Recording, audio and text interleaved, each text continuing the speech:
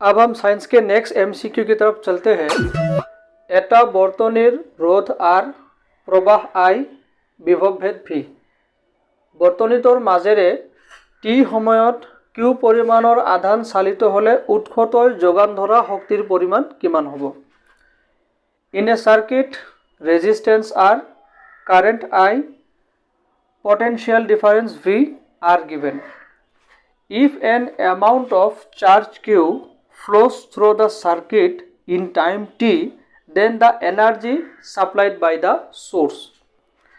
एक विद्युत परिपथ में प्रतिरोध R, धारा I, विभव अंतर V यदि t समय में या t समय पर Q मात्रा का आवेश प्रवाहित होता है तो स्रोत द्वारा प्रदान की गई ऊर्जा कितना हो सकता है। तो सबसे पहले बच्चों हम सही ऑप्शन चुनेंगे, उसके बाद जो है मैं तुम लोगों को इसका एक्सप्लेनेशन दूंगा प्रॉपर तरीके से। तो बहुत ध्यान से तुम लोगों को ऑप्शन को चुनना है, क्योंकि ऑप्शन जो है कभी कभी पेचीदा होता है।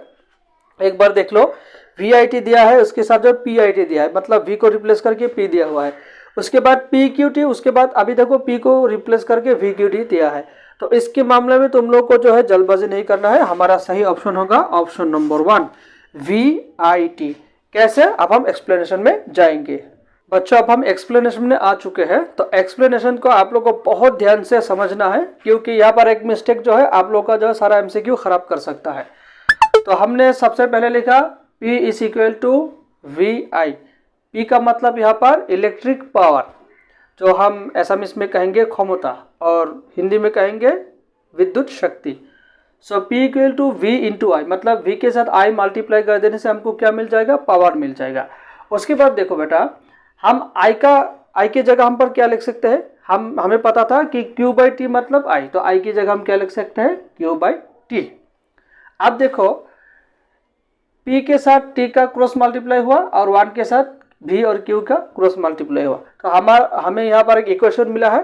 तो अगर हम ये कहेंगे कि T वक्त पर Q मात्रा का आवेश किसी इलेक्ट्रिक सर्किट में अगर पार हो गया या प्रवाह बह गया, तो उसके केस पर हमारा एनर्जी क्या होगा, मतलब स्रोत जो होता है जहाँ से एनर्जी रिलीज हो रहा है, जहाँ से एनर्जी हमको सप्लाई किया जा रहा है, तो स्रोत द्वारा दिया गया जो हमारा एनर्जी होगा वो होगा PT। तुम सिर्फ PT भी लिख सकते हो, इसमें कोई हर्ज नहीं। अगर कोई स्टूडेंट कहे कि नहीं मुझे PT पसंद नहीं है, मुझे सिर्फ V और Q लिखना है, तो तुम जो है सिर्फ V और Q लिख सकते हो। अगर इसी में किसी स्टूडेंट में कहा गया नहीं नहीं मुझे VQ भी नहीं लिखना है, मुझे ये पसंद नहीं है, तो कोई बात नहीं, हम V को V ही लिखेंगे। Q की जगह हम क्या लिख सकते हैं, I इंटू T। तो ये अगर लिखेंगे तो ये भी ऑप्शन सही होगा।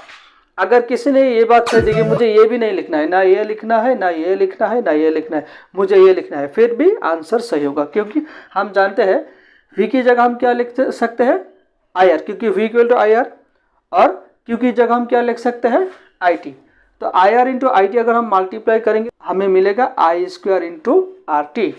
तो इन केस में जो है ये भी ऑप्शन सही होगा, ये भी ऑप्शन सही होगा, ये भी ऑप्शन सही होगा, ये भी ऑप्शन सही होगा। मतलब घुमा फिरा के बात एक ही है। किसी इलेक्ट्रिक सर्किट में अगर रेजिस्टेंस R हुआ, पोटेंशियल डिफरेंस V हुआ, करंट I हुआ, और T वक्त पर, ये एक सेकेंड भी हो सकता है, मिनट भी, घंटा, कुछ भी हो सकता है, T वक्त पर Q मात्रा का आवेश अगर इलेक्ट्रिक सर्किट के अंदर से फ्लो करने दिया जाए, अगर पार होने दिया जाए, प्रवाहित तो होने दिया जाए, तो उस वक्त पर स्रोत से दिया हुआ जो एनर्जी होगा वो होगा PT और VQ और I स्क्वायर RT और VIT। आ गई बच्चों बात समझ में। कभी कभी एनर्जी को हम इस तरह से लिख सकते हैं H, है ना। आप पूछोगे कि सर H क्यों लिखेंगे, क्योंकि हमें पता है कि कोई भी इलेक्ट्रिक सर्किट में जो एनर्जी होता है वो हीट के रूप से निकल जाता है, मतलब हीट का मतलब ताप। तो H इक्वल टू हम लिख सकते हैं PT, या H इक्वल टू हम लिख सकते हैं VQ, या H इक्वल टू हम लिख सकते हैं VIT, या H इक्वल टू हम लिख सकते हैं I square into RT, all the same. तो H अगर लिखा हुआ एग्जाम में आता है तो तुम लोगों को घबराना नहीं है। अगर H नहीं दिया, डायरेक्टली तुम लोगों को E दिया फिर भी चलेगा।